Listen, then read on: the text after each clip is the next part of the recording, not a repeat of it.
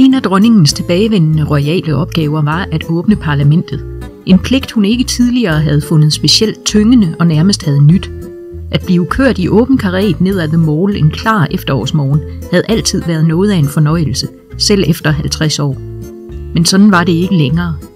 Hun gruede ved tanken om de 2 timer, det alt i alt var beregnet til at vare, selvom de heldigvis skulle køre i den lukkede karet, og hun kunne tage sin bog med. Hun var blevet ret god til at læse og vinke samtidig. Fidusen lå i at holde bogen under vinduesniveau, og hele tiden fokusere på den, ikke på menneskemængden. Det var hertugen naturligvis ikke spor begejstret for, men milde himmel, hvor det hjalp.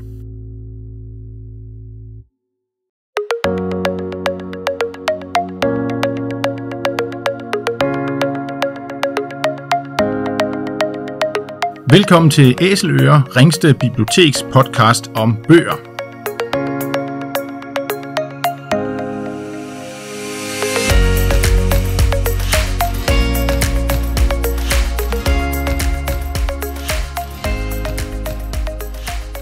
Hej, jeg hedder Morten. I dag har jeg besøg i studiet af min kollega Sanne. Velkommen til dig, Sanne.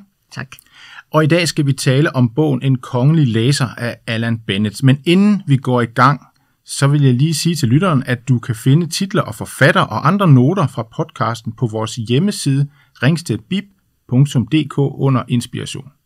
Og du startede med at læse noget op, Sanne. En dronning i en karet, der læser en bog.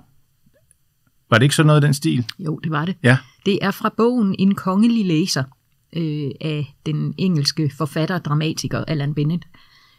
Og det er en bog, hvor dronning Elizabeth den anden er hovedpersonen, og hun i en meget høj alder får forvildet sig ind i bibliotekets bogbus, der plejer at holde på paladsets område, men hun har aldrig rigtig interesseret sig for det der med at læse. Det er noget, hun har gjort af pligt, ikke af sådan en ægte interesse. Men hun er jo et høfligt menneske, så hun tænker, at når hun nu er i bogbussen, så bliver hun også nødt til at låne en bog. Det går faktisk ikke så godt i første omgang, fordi det er en lidt kedelig bog, hun får fat i, synes hun. Og hun har tænkt sig, at ugen efter, der vil hun sende sin hofdame ned og aflevere den. Ja. Og på den måde slippe for at selv skulle aflevere den, og så ikke låne noget nyt, fordi det vil jo ikke være høfligt, ikke at låne noget nyt. Det er det. Men den dag bogbussen så skal holde der kommer hun til at komme i den situation, at hun sidder til et meget, meget kedeligt møde med sin hofmarskal, og hører om planerne for, at hun skal ud og åbne en fabrik eller en skole, eller hvad det nu er, og det har hun jo gjort 1000 gange før, og hun keder sig gudsjammerligt. Så hun griber undskyldningen, at hun skal aflevere sin biblioteksbog, og så afbryder hun mødet og går ned i bogbussen og får byttet sin bog til en anden bog, og den bog er fantastisk.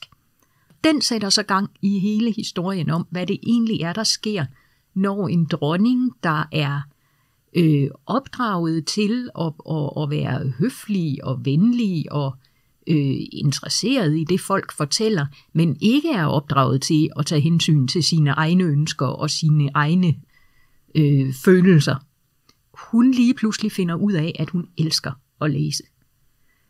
Og som man lidt kunne høre på det, jeg læste op i begyndelsen, så kommer hun jo til at gribe enhver lejlighed, hun overhovedet kan. Altså, hvor hun før har gået energiske ture med sine små møgkorgier, så sidder hun nu i et hjørne af parken med en bog og en notesblok, fordi hun ikke bare læser, hun tager også noter om det, hun læser. Ja.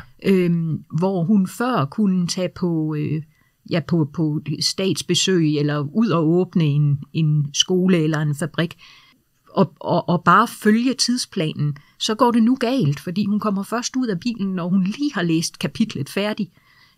Og hun kan finde på ikke at følge den sådan vedtagende plan for, hvad man taler med folk om, når man står ved sådan nogle funktioner.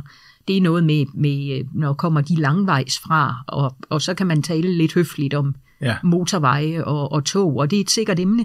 Men lige pludselig så begynder hun at spørge til, hvad folk læser. Og det er der jo nogen, der synes er et frygteligt spørgsmål, fordi de ikke rigtig læser. Eller måske læser de fantasy, som dronningen absolut ikke har tid til i sit liv. Og de går jo derfra med en dårlig oplevelse. Men endnu værre for dem, der planlægger dronningens tid og skal prøve at holde hende på sporet, er, at hvis det viser sig, at der er en, der for eksempel læser noget, som dronningen har læst og finder fantastisk, så bliver det jo nogle meget lange samtaler lige pludselig, og hele tidsplanen kollapser. Så der er meget omkring det her med, at dronningen begynder at læse, der afbryder den sådan ellers faste og vante hverdag ved hoffet. Ja. Og hendes ansatte begynder faktisk at konspirere lidt om, hvordan man kan undgå, at dronningen læser. Ja. Der er blandt andet en af hendes bøger, der forsvinder fra bilen, mens hun er på besøg. Sært, ja. Og da hun spørger til det, så siger, jeg kan ikke huske, om det er chaufføren eller hvem det er, men siger, at jamen, han tror egentlig nok, at bogen er blevet sprængt i luften, fordi antiterrorkorpset troede, det var en bombe. Ja. Der er også en kasse bøger, hun egentlig havde tænkt sig, at hun skulle have med på et statsbesøg til Canada, der på mystisk vis er den eneste af hendes ejendele, der forsvinder undervejs mellem England og Canada. Så der bliver lagt små planer om at prøve at få hende tilbage til den gammelkendte version af dronning Elizabeth. Ja. Men det der med læsning og en dronning, altså det lyder lidt som sådan et eventyr, ikke? At majestæten har fået en sjov idé. Hvad skal vi gøre ved det? Alle hoffolkene der, ikke? Men det er det. Det er en meget underholdende bog. Ja. Det er sådan, Alan Bennett har en fortid eller en baggrund som satiriker. Ja. Og det kan man godt mærke i den. Den har den der sådan lidt underspillede engelske satiriske tone, som jeg synes er rigtig, rigtig underholdende at læse. Men nu skal du ikke svare, hvis du synes, det spoiler for meget, men hvad var det for en bog, der sådan rigtig fik hendes interesse? Må vi få det at vide? Ja, det må vi godt få at vide. Lige nu, hvor du spørger, så går det op for mig, at jeg har faktisk glemt at undersøge, hvad den hedder på dansk, for jeg ved, den er oversat til dansk, men i bogen En kongelig læser, der bliver den kun oversat eller omtalt under den engelske titel. Okay. Det er en, der hedder Nancy Mitford, som faktisk er en hel historie i sig selv, som jeg kan snakke meget, meget længe om, fordi hende og hendes søstre var notoriske i mellemkrigstiden og under 2. verdenskrig. Der var blandt andet en af søstrene, der var gift med formanden for det engelske nazistparti. Knap så heldigt. Meget, meget uheldigt, og især også fordi hun forlod sin mand og sine 2 drenge for at være sammen med ham. Ja. Og manden var i øvrigt en af arvingerne til Guinness-imperiet, så de bevægede sig sådan i de højeste kredse. Ja. Der er mange historier om de søstre, nu skal jeg ikke fortabe mig i dem, men Nancy Mitford skrev bøger, og skrev blandt andet en, der hedder In the Pursuit of Love, som jeg har læst, og jeg har læst fortsættelserne af den, og ligesom dronning Elizabeth i En kongelig læser, der må jeg bare sige, det er en bog, der fænger. Ja. Det er virkelig, virkelig velskrevet og underholdende. Der er nogle kameler, man lige skal kunne sluge, fordi den er skrevet i mellemkrigstiden, og er nogen fra den engelske overklasse. Så nogle af de holdninger, der sådan er til mennesker af anden race, for eksempel, det bliver man bare lige nødt til at kunne... og kunne se igennem fingre med, og ellers skal man lade være med at læse den. Ja. Men det er meget velskrevet. Så jeg kan godt sætte mig ind i, hvorfor det er netop den bog, der får dronning Elizabeth sådan lige tippet over i kategorien af begejstrede læsere. Ja. Nu er det jo også, nu ved jeg ikke, hvor meget det kommer frem i bogen, men der er jo også tale om noget godt bibliotekararbejde her. Altså det med at give den rigtige bog til den rigtige person på det rigtige tidspunkt. Ja. Det er jo meget vigtigt. Ja. Og der er han jo virkelig udfordret, den her stakkels bibliotekar, ja, det må han fordi være. Han lige pludselig har dronningen af imperiet stående i sin bogbus. Ja. På et stoppested, hvor han ellers er vant til, at det er normalt kun en af køkkenstaben, der kommer ud og låner lidt. Men han gør jo sit bedste, og han rammer altså virkelig rigtigt med lige den bog. Ja. Og derfra kan bogbussen ikke rigtig opfylde læserens behov længere. Så må hun ud og finde bøger andre steder, fordi det bliver alt for bredt, det hun læser. Ja. Det kan bogbussen slet ikke dække ind. Men det startede i bogbussen? Det startede i bogbussen. Den kongelige bogbus. Men var det sådan en bogbus til personalet på altså, ja. Det er da en god tjeneste. Det lokale bibliotek, og det er jo, altså, det bliver faktisk ikke rigtig nævnt, men jeg tænker, det er Buckingham Palace, der er tale om, og det er jo en kæmpe virksomhed. Stor stab. I bund og grund. Ja. Altså kæmpe stab. Ja. Så det er jo, det har sikkert givet mening at have en bogbus, der stopper der. Jeg ved ikke, hvor meget virkelighed der er i, om der er en lille lokal bogbus, der en gang imellem parkerer ved Buckingham Palace, det ved jeg ingenting om. Og det er jo en roman, så det er jo fuldstændig fiktivt. Det. Hvad har han ellers skrevet, ham her, Mr. Bennet? Ikke ret meget. Nej. Og det er faktisk løgn, fordi han har ikke skrevet ret meget sådan reelt, altså skønlitteratur.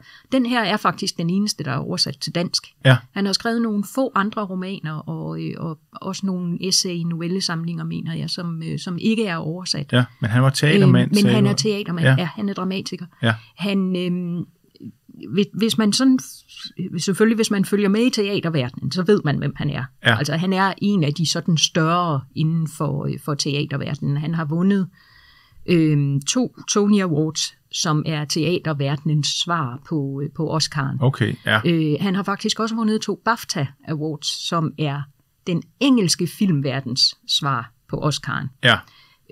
Og det har han for blandt andet The Madness of King George, som man måske kender, hvis man sådan interesserer sig lidt for historiske film. Ja. Der har han skrevet den som teaterstykke, og har så også været involveret i filmmanuskriptet. Ja. Han har skrevet The Lady in the Van, som man måske også kender, fordi den også er blevet filmatiseret. Den er også startet som et teaterstykke og er fortsat på filmlærredet. Og den, der hedder The History Boys, som også er et teaterstykke, der efterfølgende er blevet omdannet til film. Så det er meget sådan manuskriptverdenen, han ellers bevæger sig i. Ja. Og det kan man måske godt lidt se i en kongelig læser. Det er en meget lille kort bog. Den er sådan meget, meget stram i sin form. Ja. Og det tænker jeg måske er noget, han har taget med fra det her med at skulle fortælle hele historien på 1,5 time. Ja. Så publikum også kan nå at få en pause. Ja, for det er jo en anden form, når man skriver til noget, der skal opføres. Ikke? Der er nogle anden grammatik, kan man sige. Ikke? Ja, det er der. Men det er jo, altså, nu skal vi jo ikke, fordi vi skal fortabe os i vores egne oplevelser med bibliotek og vores første oplevelse, men det kan lytteren jo tænke på, om man kan huske første gang, man kom ind på et bibliotek, og om den oplevelse ligesom har sat sig i sig. Hvis man stadig har den oplevelse til gode, jamen, så er det jo bare at hoppe ud i det og komme forbi. Ja. Fordi biblioteket er jo stadigvæk et fantastisk sted. Og hvis man ikke har en bogbus holdeplads inden for rækkevidde, så er der sikkert et bibliotek i den, jeg vil ikke sige nærmeste by, men i hvert fald nærmeste større by. Det burde der være. Ja, det burde der være. Der er lige en ting, jeg godt lige vil sige om den hurtigt, som ikke har noget med det her med læsningen at gøre, men det har noget at gøre med, at dronning Elizabeth er den altdominerende hovedperson i bogen. Ja. Og det vil sige, at man får også nogle af hendes tanker og opfattelser af verden, altså i Alan Bennets optik, skal man lige huske. Og det betyder, at man også sådan lidt får et indblik i, hvor ensom en position det egentlig er, man har som dronning. Ja. Og et eller andet sted også, hvor fjernt fra, altså hun kan ikke styre sin egen hverdag. Hendes hverdag er styret af, at hun skal har sine officielle pligter. Og der er på et tidspunkt i bogen, bliver der skrevet noget om, at jamen, hver gang hun er på statsbesøg, eller skal flytte fra Buckingham Palace til Skotland, sommerresidensen i Skotland for eksempel, jamen så er hun egentlig bare et stykke bagage, der bliver flyttet med.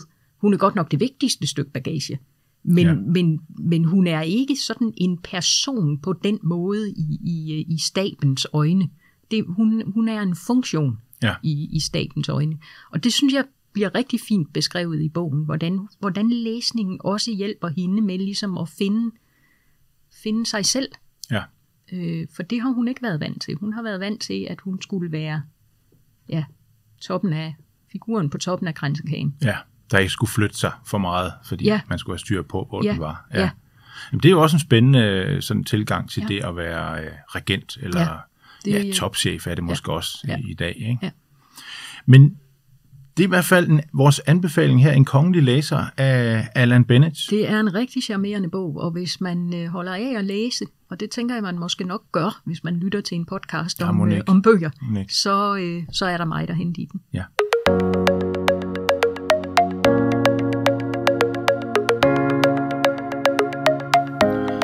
Vi skal til at slutte af. Hvis du har brug for at blive mindet om titler og forfattere, så kan du kigge på vores hjemmeside ringstedbib.dk under inspiration, hvor vi har samlet noterne fra podcasten. Hvis du har spørgsmål eller forslag til litterære genre eller emner, du synes, vi skal tage op, så skriv til podcast@ringsted.dk. Tak for i dag.